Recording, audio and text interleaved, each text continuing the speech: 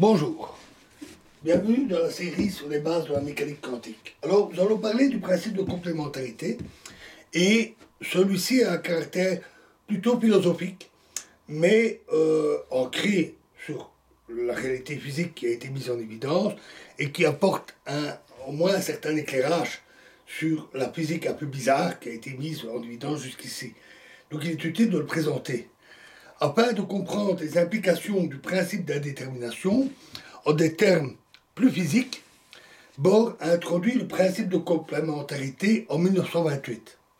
Ce principe dit que les phénomènes atomiques, quantiques, ne peuvent pas être décrits avec la complétude qui est demandée par la dynamique classique. Certains des éléments qui se complètent l'un l'autre dans une description entièrement classique sont en réalité mutuellement exclusifs. Et ces éléments complémentaires sont tous nécessaires pour la description des différents aspects du phénomène. La relation complémentaire emblématique étant la description en termes d'ondes et de corpuscules. Bohr lui substitua ensuite une complémentarité statique dynamique, dans le sens des variables conjuguées, position généralisée au sens de la mécanique analytique, moment conjugué, comme l'impulsion. Du point de vue de l'expérimentateur, le principe de complémentarité affirme que les appareils physiques disponibles ont des propriétés telles que des mesures plus précises que celles indiquées par le principe d'indétermination ne peuvent pas être faites. Cela ne doit pas être vu comme une déficience de l'expérimentateur ou de ses techniques, c'est plutôt une loi de la nature qui, si une tentative est faite pour mesurer précisément une des variables d'une paire canonique, l'autre est modifiée par une quantité qui ne peut pas être calculée précisément sans interférer avec la tentative primaire. C'est fondamentalement différent de la situation classique, dans laquelle une mesure perturbe aussi le système observé, mais où la quantité de perturbation peut être calculée et prise en compte. Dans le principe de complémentarité, le principe de complémentarité décrit les limitations fondamentales des concepts classiques tels que les comportements du système atomique peut être décrits indépendamment du moyen avec lesquels ils sont observés. Dans le domaine atomique, nous devons choisir entre différents arrangements expérimentaux, chacun conçu pour mesurer les deux membres d'une paire de variables canoniques, position et impulsion, avec différents degrés de précision, qui sont compatibles avec les relations d'indétermination. En particulier, il y a deux arrangements extrêmes qui mesurent chacun un membre de la paire avec une grande précision. C'est un peu le principe de l'expérience de Young, où on laisse l'électron voyager tranquillement et interférer, ou bien on mesure précisément sa position par laquelle il passe, avec deux comportements extrêmes, et on a vu qu'on pouvait avoir des comportements un peu intermédiaires. Selon la théorie classique, ces arrangements expérimentaux extrêmes sont complémentaires. Les résultats des deux peuvent être obtenus en une fois et sont nécessaires pour fournir une description classique complète du système.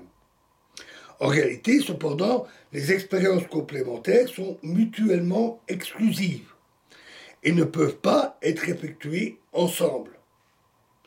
C'est dans ce sens que le concept classique de causalité disparaît dans le domaine atomique. Il y a causalité en ce qui concerne les lois quantiques qui décrivent le comportement des atomes car elles sont parfaitement définies. Il n'y a cependant pas de relation causale entre les configurations successives d'un système quantique, atomique, quand nous tentons de décrire ces configurations en termes classiques. Une autre façon de le dire est de parler du concept de contrafactualité. La contrafactualité consiste à dire, si je fais telle expérience, je sais que dans cette situation-là, je vais obtenir tel résultat. Et je ne fais pas l'expérience, mais je sais que j'aurai ce résultat. Et j'en tiens compte dans la suite. Par exemple, quand on sort à l'extérieur en disant « il pleut », si je sors sans parapluie, je vais être mouillé. Donc, je prends le parapluie et je ne serai pas mouillé. Mais on ne remet pas en cause le fait que sans le parapluie, on aurait été mouillé. Mais en mécanique quantique, ce n'est pas possible. Un raisonnement contrefactuel est parfois faux et toujours dangereux. Par exemple, si j'ai une particule et je dis, si je mesure sa position, je vais obtenir une position précise. En mesurant très précisément la position.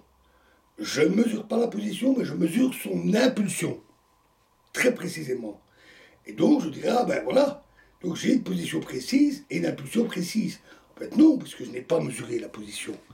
Les deux expériences sont complémentaires et mutuellement exclusives. Et ce qui empêche, par exemple, de dire je vais prendre la même particule, plusieurs particules, je vais les préparer dans le même état, exactement le même état. Sur l'une, je mesure la position, et sur l'autre, je mesure l'impulsion.